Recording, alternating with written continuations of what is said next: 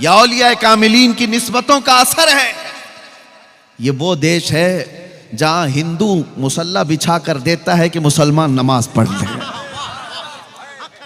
क्या ये देश नहीं है? हमने इन तमाम चीजों को कहां पर गाली गलौज करके खत्म किया है? किसको हमने हर्ट किया है? अभी मैं आलास आया, मेरे अजीजो उलमा एक तरफ, अवाम एक तरफ, हाजी अपनी तरफ, लेकिन आपके इलाके के सरपंच हैं, शायद वो भी हिंदू समाज से ताल्लुक रखते हैं।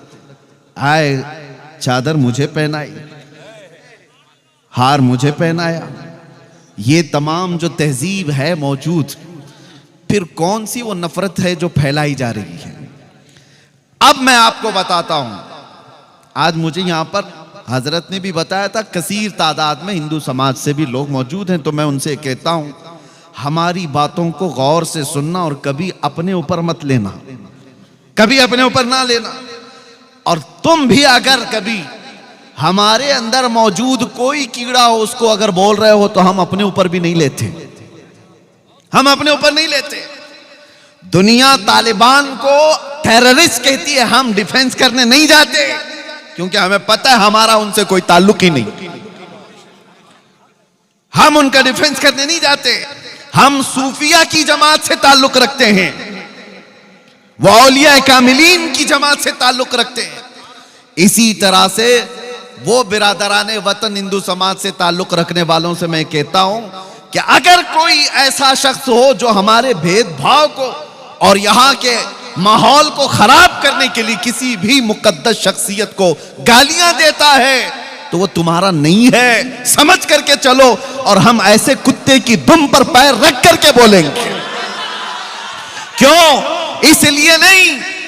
इसलिए नहीं कि वो सिर्फ गाली दे रहा है, इसलिए कि वो देश का माहौल खराब कर रहा है, पूरे देश का माहौल खराब कर रहा है। और ऐसी जगह पर हम जो बात करते हैं, वो इसीलिए दुनिया को ये हमारा चेहरा पेश किया जा रहा है कि ये भड़काऊ भाषण करता है। भड़काऊ भाषण। कैंसर का इलाज करने के लिए अगर फोड़ी को काटना पड़े तो डॉक्टर जो है वो कातिल नहीं कहलाता, डॉक्टर कातिल नहीं कहलाता। अगर कोई ऐसी फोड़ी हो जिससे कैंसर पूरे जिस्म में फैल सकता है, तो उस फोड़ी को डॉक्टर काटता है, कैंची से हो, चाकू से हो। लेकिन कोई ये नहीं कहता कि डॉक्टर मर्डर कर रहा है, कातिल है, चाकू का इस्तेमाल कर रहा है। नहीं, कुछ जगह ऐसी होती हैं जहां पर फोड़ी को काटने के लिए उस छुरी का इस्तेमाल डॉक्टर करता है। और कुछ कौम के अंदर ऐसे कीड़े होते हैं जिनके लिए हमारी ऐसी तेज जुबान का इस्तेमाल करना पड़ता है। बाकी हमारी आदत नहीं है, बाकी हमारी आदत नहीं। हम नरम गुफ्तगू ही करते हैं, अखलाक की गुफ्तगू ही करते हैं, मुआशरे की बुराइयों के मुतालिक लोगों को अवेयरनेस करते हैं। लेकिन नबी पाक सल्लल्लाहु तआला अलैहि वसल्लम की शान को समझो मेरे अजीजों। मैं एक बात कहता हूं, हमने कभी किसी दीन के, किसी धर्म के बड़ी शख्सियत को उंगली उठाकर छेड़ा तो नहीं है। कभी दिखा दो हमारी तारीख में किसी को कुछ कहा हो, कहीं गालियां दी हो, किसी के चरित्र पर बात किया हो? नहीं।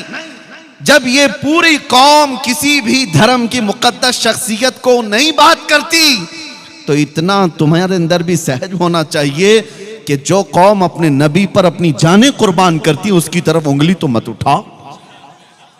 अगर गाली देने का ज्यादा शौक है, आ जाओ हमें गाली दे दो, हमारे माँ बाप को, हमारे खानदान को, जिसको कोसना है खूब कोसो।